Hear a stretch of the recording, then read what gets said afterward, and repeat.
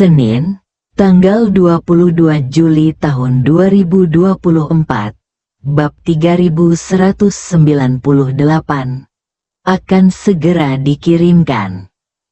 Bab 8291 sampai bab 8295. Susan tidak menyangka bahwa Helena akan menolak permintaan kunjungan kepala keluarga Rothschild saat ini tanpa ragu-ragu. Bagaimanapun, ini adalah pemimpin keluarga top dunia, dengan lebih dari 1 triliun aset di bawah kendalinya, dan tidak ada seorang pun di dunia yang dapat menandinginya. Bahkan untuk keluarga kerajaan Inggris, itu kemangi bersinar terang. Ketika Susan mengetahui bahwa Howard akan datang berkunjung, dia terkejut sekaligus bahagia. Dia buru-buru melaporkan kabar baik tersebut kepada Helena. Namun dia tidak menyangka bahwa Helena tidak tertarik sama sekali. Jadi, dia segera mengingatkan Helena dengan suara rendah. Yang mulia Ratu, orang ini adalah kepala keluarga Rothschild saat ini, dan dia datang sendiri untuk meminta kunjungan. Bukankah tidak pantas untuk menolak seperti ini? Helena berkata dengan sangat tenang, tidak ada yang tidak pantas, katakan saja padanya kata-kataku yang sebenarnya.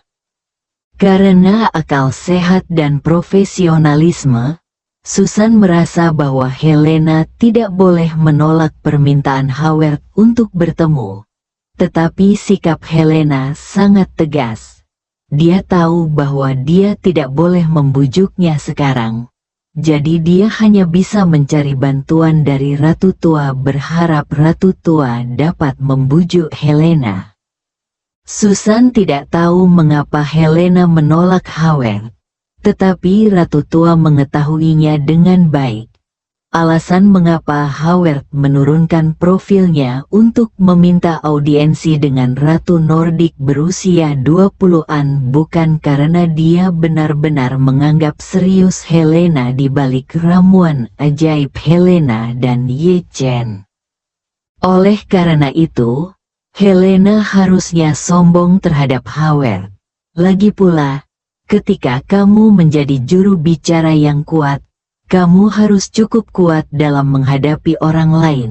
Jika tidak, yang akan hilang bukanlah wajahmu, melainkan orang di belakangmu dari seorang pria yang kuat. Jadi dia mengedipkan mata pada Susan dan memintanya mundur dulu. Ketika Susan melihat Ratu Tua yang bijaksana bersikap seperti ini, dia tahu itu pasti disengaja. Jadi dia segera menerima perintah itu dan pergi. Helena tersenyum dan berkata kepada Ye Chen, Tuan Ye, saya kira Howard kemungkinan besar ingin mengkonfirmasi detail ramuan itu dengan saya. Yang paling dia khawatirkan sekarang adalah saya akan menemukan alasan untuk memblokir penerimaan dan penyerahannya. Dan maka dia akan temukan alasan untuk menahan setengah dari pilnya. Ye Chen mengangguk dan berkata, sekarang dia seperti pihak konstruksi yang telah memajukan semua pembayaran proyek. Dia telah melakukan semua yang dia bisa. Yang paling dia takuti adalah pihak A akan menunda pembayaran proyek tersebut setelah diterima. Helena bertanya kepadanya, Tuan Ye, haruskah saya menyeretnya ke bawah? Ya, Ye Chen mengangguk dan berkata, setelah penyerahan model AI, kita tidak hanya harus menyerahkan hak kendali, tetapi juga melakukan uji coba mendalam terhadap modelnya. Semua ini membutuhkan waktu. Sebelum memastikan semuanya berjalan normal, obat mujarab tidak akan diberikan kepadanya. Ketika saatnya tiba, Biarkan dia tinggal di Eropa Utara dan menunggu panggilan Anda kapan saja. Baik Tuan Ye, Helena secara alami menuruti kata-kata Ye Chen. Apapun keputusan Ye Chen, dia akan melaksanakannya. Setelah itu, mereka berempat pindah ke ruang perjamuan istana untuk membuat percakapan lebih nyaman. Setelah makanan disajikan, Helena memindahkan semua pelayan dan berdiri untuk menuangkan anggur untuk Ye Chen, dan nenek sendiri menatap Lin Waner dan bertanya sambil tersenyum. Dia, Xiao Wan, apa yang ingin kamu minum? Bagaimana dengan jus jeruk? Lin Waner tersenyum ringan, menunjuk anggur merah di tangan Helena, dan berkata, aku akan minum anggur merah juga.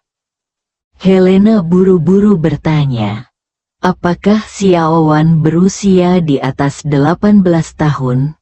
Di Eropa Utara, Anda hanya boleh minum alkohol jika Anda berusia di atas 18 tahun, dan Anda hanya boleh minum alkohol rendah alkohol.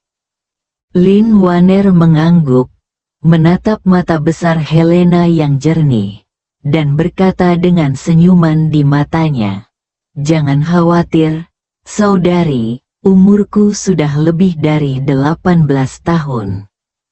Helena masih sedikit gelisah, tapi mau tidak mau menatap Ye Chen dengan ekspresi cemas di wajahnya. Ye Chen terbatuk 2 kali dan berkata kepada Helena, tuangkan padanya. Hukum Nordik tidak bisa mengendalikannya. Helena tidak bertanya lagi dan menuangkan anggur merah untuk Lin Waner. Setelah meminum segelas wine, wajah Lin Waner tampak memerah, yang membuat Helena cukup khawatir, takut kalau dia benar-benar di bawah umur dan terlalu mabuk. Untungnya, Lin Waner hanya tersipu setelah minum, dan dia tidak menunjukkan tanda-tanda mabuk, jadi Helena merasa sedikit lega. Saat ini, Ye Chen berkata, Helena, bisakah kamu membantuku menemukan pertanian di Eropa Utara? Pertanian? Helena bertanya dengan heran. Pertanian macam apa yang dibicarakan Tuan Ye? Apakah yang dimaksud utamanya adalah bercocok tanam atau memelihara hewan ternak? Ye Chen berkata, yang terbaik adalah memiliki semuanya. Skalanya tidak perlu besar, tetapi lingkungannya harus baik, dan tempatnya harus cukup aman dan tenang. Helena mengangguk. Saya akan menginstruksikan orang untuk mencarinya nanti. Jika ada kandidat yang cocok, saya akan mengumpulkan informasinya dan mengirimkannya ke Tuan Ye. Ye Chen menambahkan, jika Anda menemukan yang tepat, saya akan membantu Anda membelikannya untuk saya atas nama keluarga kerajaan Nordik. Tidak masalah. Setelah mereka berempat makan malam, Helena membawa mereka berdua ke kota Osu dengan kendaraan kerajaan untuk menikmati pemandangan malam kota Osu. Pada saat yang sama, paman kedua Li Yalin dan Ye Chen, An Kaifeng, juga tiba di kota Osu dengan pesawat. Karena Anjia telah mencapai kerja sama investasi yang mendalam dengan Huaxia, untuk memfasilitasi perjalanan mereka dan memastikan keselamatan pribadi mereka, Huaxia secara khusus telah melengkapi serangkaian identitas domestik untuk mereka. Menggunakan identitas domestik untuk masuk dan keluar bea cukai dapat menghindari tindakan keras pemantauan keluarga.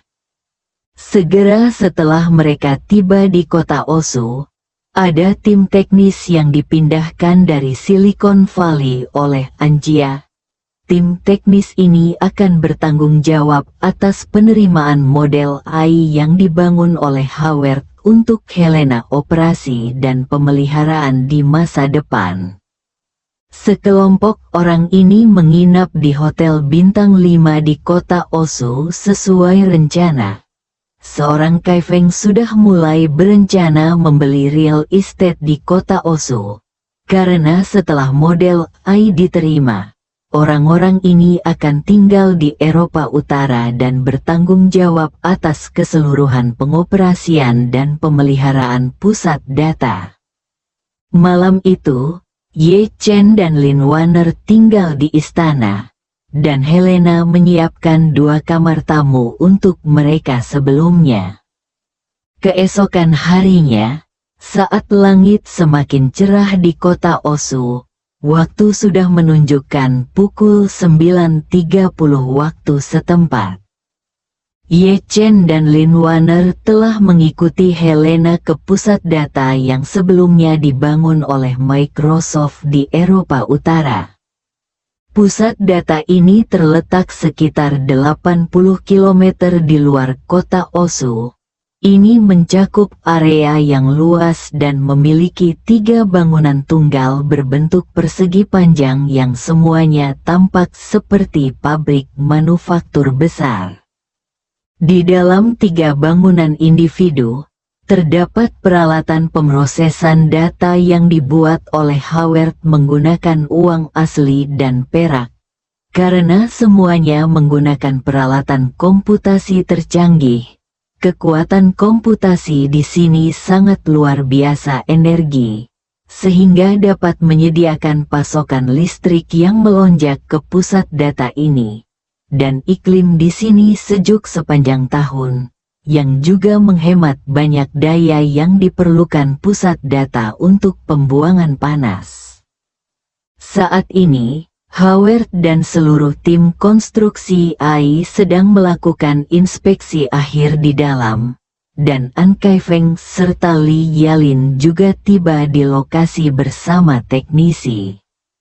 Di ruang komputer dengan deru kipas, Howard menyaksikan para teknisi terus mendebak parameter dan menguji perangkat lunak.